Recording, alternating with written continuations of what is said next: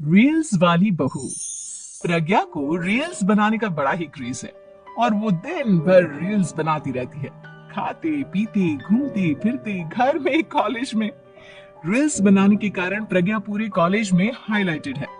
जहां उसकी रील्स सभी को पसंद आते हैं, वहीं मनीषा चिंता में डूबी रहती है। एक रोज जब खाते हुए प्रज्ञा रील्स बना रही होती है, तब मनीषा कहती है, एक मिनट भी चैन नहीं है इस लड़की को।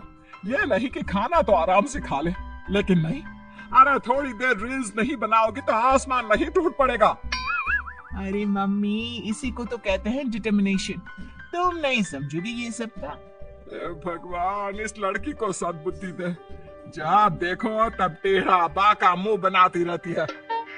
मनीषा की बात का प्रज्ञा पर जरा भी असर नहीं होता और वो खाते खाते रील्स बनाती रहती है। दिन बीतने लगते हैं और देखते देखते प्रज्ञा का कॉलेज भी खत्म हो जाता है।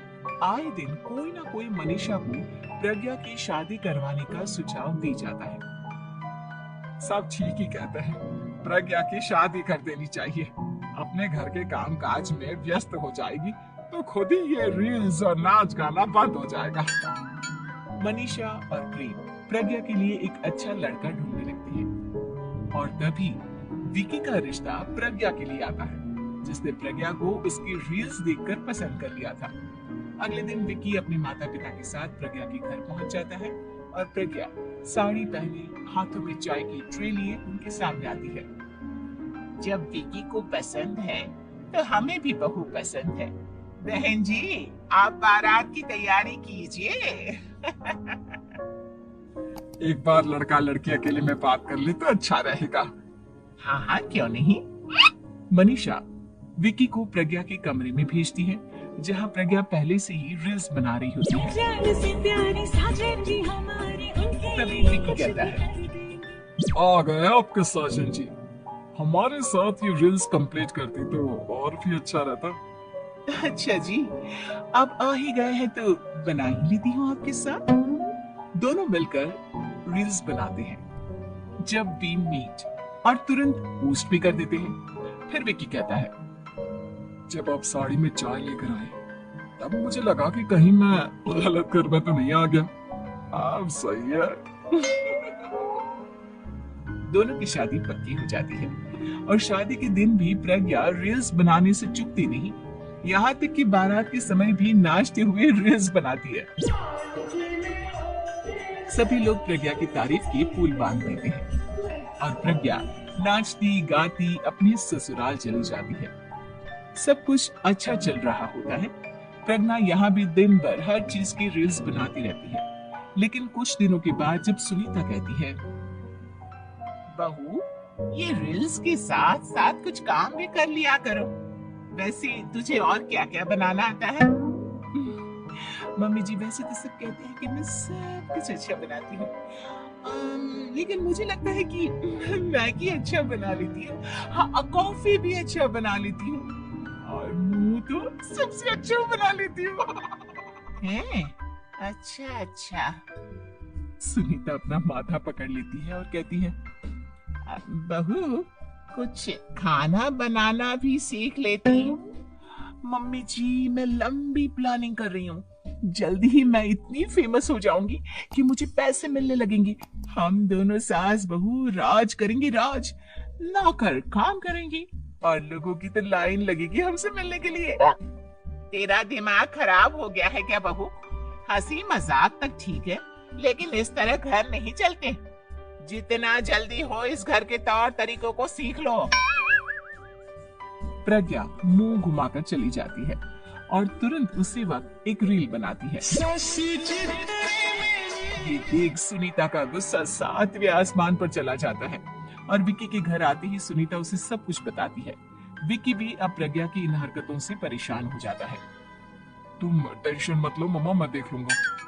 विकी कमरे में जाता है तो देखता है कि प्रज्ञा रील्स बना रही है। विकी बड़े ही प्यार से प्रज्ञा से कहता है, प्रज्ञा, इन सब के लिए मैं तुम्हें मना नहीं कर रहा हूँ, लेकिन फिर भी हर वक्त तो ये अच्छा नहीं लगता ना। समझने की कोशिश करो, मुझे भी तुम्हारा थोड़ा वक्त चाहिए। मैं जब ऑफिस से आता हूँ तो मुझे समय देने की जगह इसी में लगी रहती है। तुम ज्यादा ही सोच रहे हो। तुम भी मेरे साथ रील्स बनाओ ना, तुम्हें भी बहुत अच्छा लगेगा। तुम्हें इज्जत से कोई बात समझ में नहीं आती क्या? दिमाग खराब हो गया है तुम्हारा इस चकाचौंध से। अगर तुमने अपना रवैया नहीं बदला तो मैं तुमसे दूर चला जाऊंगा। तुम ही रिश्ता लेकर आए थे, मुझे लड़कों की कमी नहीं थी और ना आज है। विकी दरवाजा पटक कर चला जाता है। धीरे धीरे विकी प्रज्ञा से दूर होता जाता है। एक रोज मनीषा प्रज्ञा के ससुराल उससे मिलने जाती है। तब सुनीता उससे कहती है, बहन जी अब आई हैं तो कुछ दिन यहाँ रहकर जाइएगा, आप ही का घर है। हाँ मम्मी, बहुत दिन हो गए तुम्हारे साथ एक भी रील नहीं बनाई मैंने। प्रज्ञा तुरंत अपने फोन में रील्स ऑन कर लेती है। ये सब मुझसे नहीं होगा, मेरा ये भूत अभी तक नहीं उतरा क्या? बहन जी आप कुछ कहती नहीं क्या इसे? जब आप ही कुछ नहीं कर पाई तो मैं कर ही क्या सकती हूँ, सास तो वैसी ही बदनाम है। शाम को घर की लाइट चली जाती है और मनीषा प्रज्ञा से कहती है, मेरे घुटनों में बहुत दर्द हो रहा है, तू लाइट का कुछ इंतजाम करना बेटा। अच्छा कैंडल जला देती हूँ मम्मा। प्रज्ञा गाते हुए कैंडल जलाती है और खिड़की के पर्दे के पास रख देती है। मनीषा जिसे बहुत दर्द हो रहा है वो सो जाती है और प्रज्ञा हमेशा की तरह अपने रील्स में लग जाती है। उधर कैंडल की वजह से पर्दा आग पकड़ लेता है और मनीषा के कमरे में आग लग जाती है। बचाओ, बचाओ! सभी भागते हैं और विकी कमरे की आग बुझाने में लग जाता है, लेकिन तब तक मनीषा आधी जल चुकी थी। मनीषा की हालत देख प्रज्ञा रोने लगती है। विकी मनीषा को तुरंत हॉस्पिटल ले जाता है और उसे एडमिट कराता है। विकी प्रज्ञा से कहता है, देख लिया ना, तुम्हारे इस नाच गाने की वजह से आज तुम्हारी माँ की जान जाते जाते रह गई। अब पता नहीं तुम और क्या चाहती हो। उधर डॉक्टर कहते हैं, इनकी हालत बहुत नाजुक है, आधे से ज्यादा चल चुकी है। प्रज्ञा रोती हुई मंदिर में जाती है और भगवान के आगे जाकर कहती है, भगवान मेरी माँ को ठीक कर दो, मैं कसम खाती हूँ हाथ से ये रील्स बनाना छोड़ दूंगी, बस मुझे मेरी माँ वापस मिल जाए। 2 दिन बीत जाते हैं और मनीषा खतरे से बाहर आ जाती है। पेशेंट अब ठीक है, आप लोग उनसे मिल सकते हो। सब कोई मनीषा से मिलता है और प्रज्ञा सबके सामने अपना फोन तोड़ देती है। मुझे माफ कर दो मम्मा, मैंने तुम लोगों की बातों को नजरअंदाज किया। बेटा कोई भी चीज जरूरत से ज्यादा खराब है। मैंने तुम्हें रील्स बनाने से कभी मना नहीं किया, लेकिन हर वक्त एक ही चीज तो सही नहीं है। मैं समझ गई हूँ मम्मा, आई एम सॉरी। प्रज्ञा उस दिन से रील्स बनाना छोड़ देती है और पूरी तरह से अपने घर में लग जाती है। ऐसे ही मजेदार वीडियोस देखने के लिए हमारे चैनल को सब्सक्राइब, लाइक और शेयर करें।